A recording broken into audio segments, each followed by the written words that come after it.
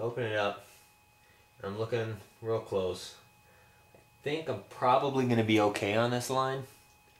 I think I probably caught it just in time. I'm not seeing any additional bubbles coming in just yet, but I'm going to let this drain a little longer to make sure, because I don't want to have the problems that I had before where I just could not get that pedal back.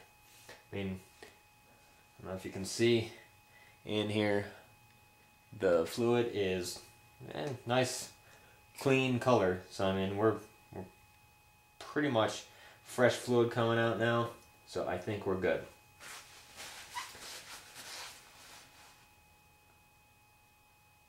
I'll go ahead and close this line up. Move over to the last one.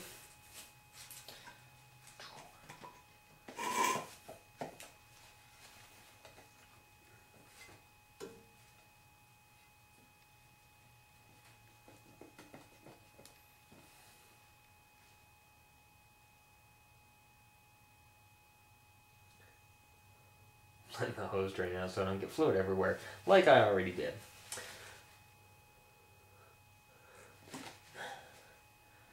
I can yank on this a little bit better. There we go. Cap that thing up.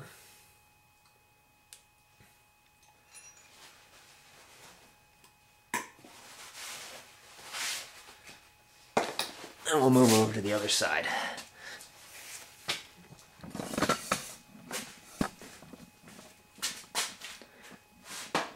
Still looking like we're pressurized pretty good. Figure I'd stop by on the way across.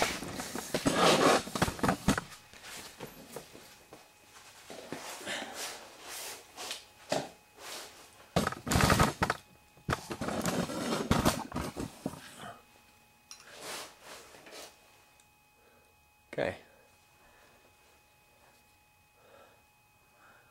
Once more. Pop the cap. Little pedestal. Yeah, this piece of hose is only about 8 inches long. Probably want to look for something maybe closer to a foot or so. Especially if you're going to be doing this, you know, up on the jack stands like this. Nice thing is, it is long enough that I can prop my catch bottle. And these things are tight, which is good, I guess. There we go. Crack it open. Looks like there were a few bubbles that came out of there.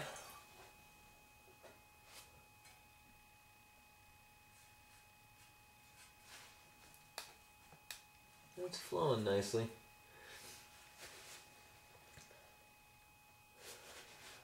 I don't see any additional bubbles coming out.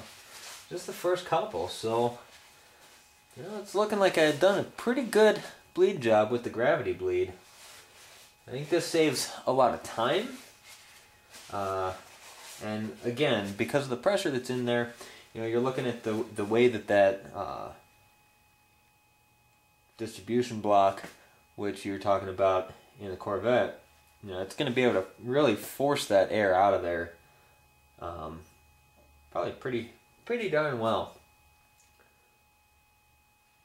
I'm looking real close here, and I don't see anything coming out but pure, clean fluid.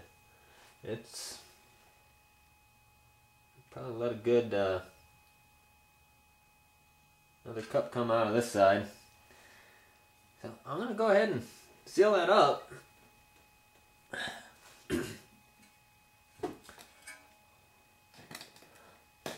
Whoa, let the rest of this drain out.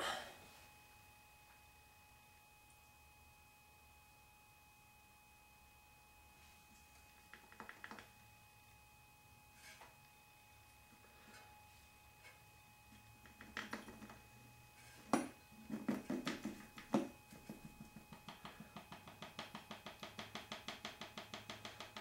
don't really care to get brake fluid all over my garage. I'm trying to limit it as much as I can. Yank this guy off of here.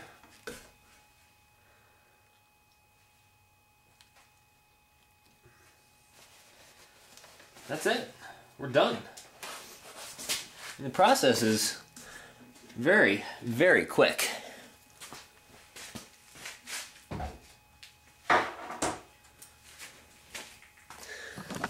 Bring you over here again.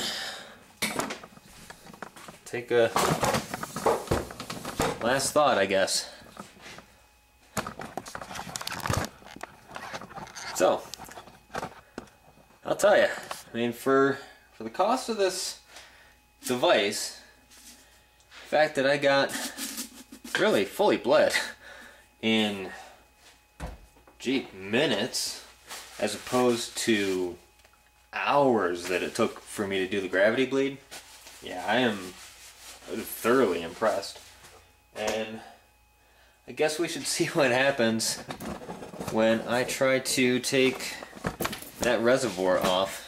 See if I can get an angle from here.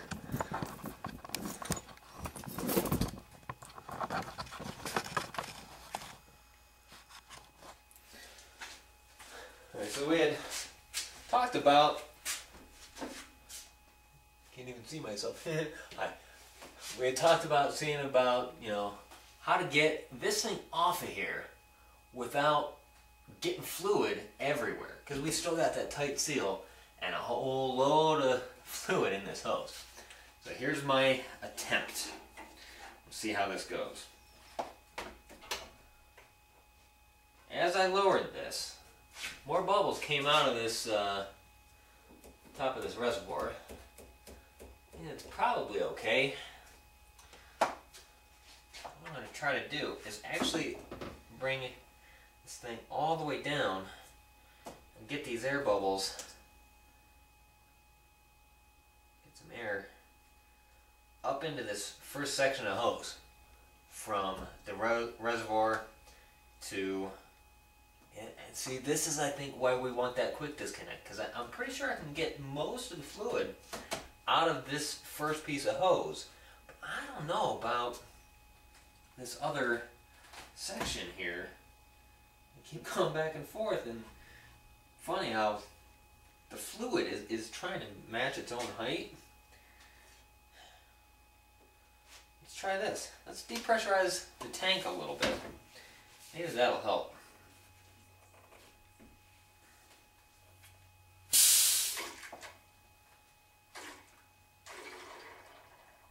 That actually sucked a lot of fluid. I saw bubbles creeping, and then when I popped that pressure and everything equalized, it came rushing up. So I'm gonna get this down here, see if it drains well. And it looks like it might be working. For the most part, anyways. So I'm gonna go ahead and set this guy right here. I don't think there's gonna really be anything we can do to get this last little bit. It's right about up to here.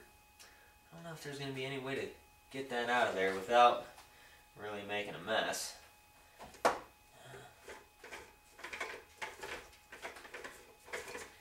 Obviously got the pump all the way off. Got fluid up to here too. That's probably about as, if you could get a roller on here that would actually squeeze that fluid all the way up, it'd probably be nice.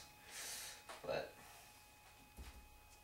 if you had a quick disconnect, I think it would, you know, seal the ends of this and act, you know, like a suction, so it probably wouldn't come off. But yeah, I'm not seeing any way that I'm gonna get around making a mess now. So I'm just gonna start loosening this a little bit. These thumb screws, wing nuts, whatever we want to call them.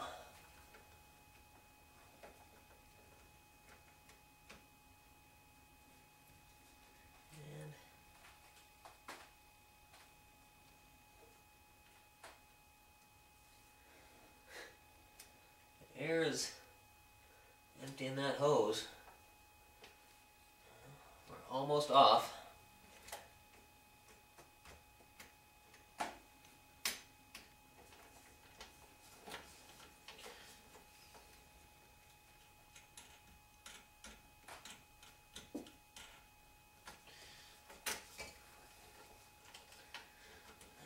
see here.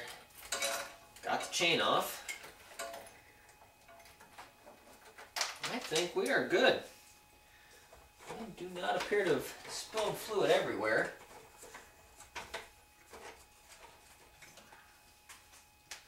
So got a nice load of fluid inside the tank. And let's see where my fluid level is. We're full. I think we're good. Now, I think I dropped the cap for my reservoir, so I'm going to go digging for that now. Yep. Oh, right down there. That's what I get for trying to lay it on something inside the engine compartment. That's it. Overall, I think that's pretty good. So there you have it. However long I've been talking to you on this video, that's how long it took. I bled out, about a little under a quart total of brake fluid. Yeah, I think it's a winner. Couple things to know, like I said, when you fill up your reservoir, fill it. Don't get lazy and not go to the store and only have one bottle of brake fluid sitting around, right? Because you really run the risk of introducing extra air, and obviously, as you know, you don't want to be doing that. Let me give you a detail shot of what this plastic looks like. See how thick that is? I mean, I'm trying to bend it, and it has a little bit of a give to it, but honestly, I think with the dimension of this gasket that does the sealing, I don't see any reason why the chain mechanism isn't going to work right. Like I said, I initially I had it just kind of laterally straight around. Then I put it at an angle. I don't even know how to show that to you, what I really ended up doing, but if you think of your master cylinder, let's see if I can do this. Think of your master cylinder as here. One side of the chain you're going to want it, up at the top or front, I guess, and then bring it down under, and then it's going to come out from towards the rear with this specific adapter. Now they do have the adapters if you want to spend, I think they're probably about $25-30 for each additional adapter. You can get ones that actually screw on. I chose to get the kit that had the universal because the Honda is different from the Jeep, is different from the Hyundai. So I wanted one that's going to work for all of them to start. Maybe one day if I decide that I don't want to deal with the chains and these hooks, I might get the ones that are specific fit.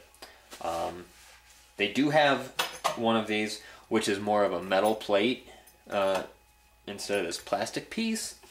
Supposedly that one's a little bit stronger, but I don't see a need to rush out and buy that right now. It works just fine as it is.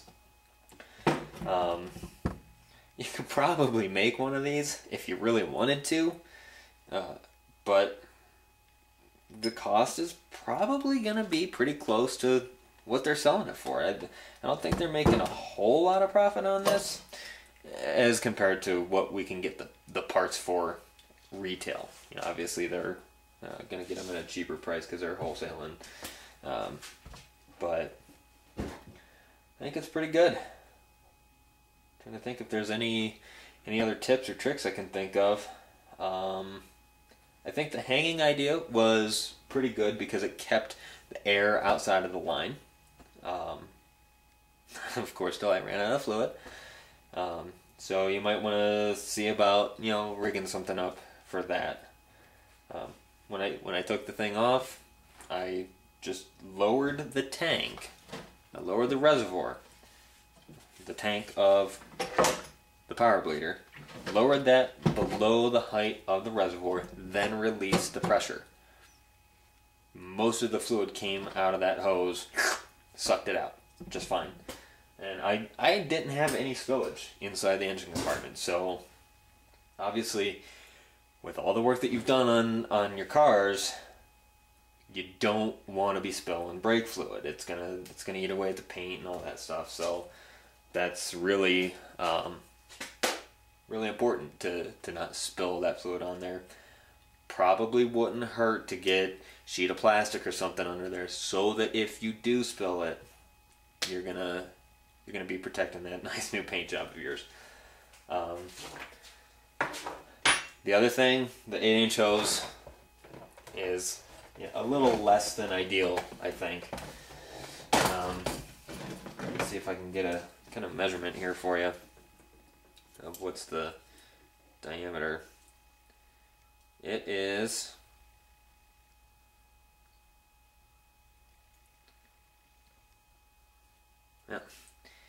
it's measuring to about 2/10 of an inch on the caliper. So I would say go pick some of this up, you know, a couple feet worth.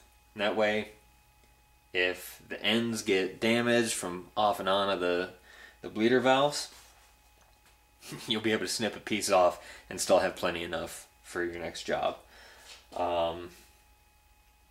Yeah, that's really about it.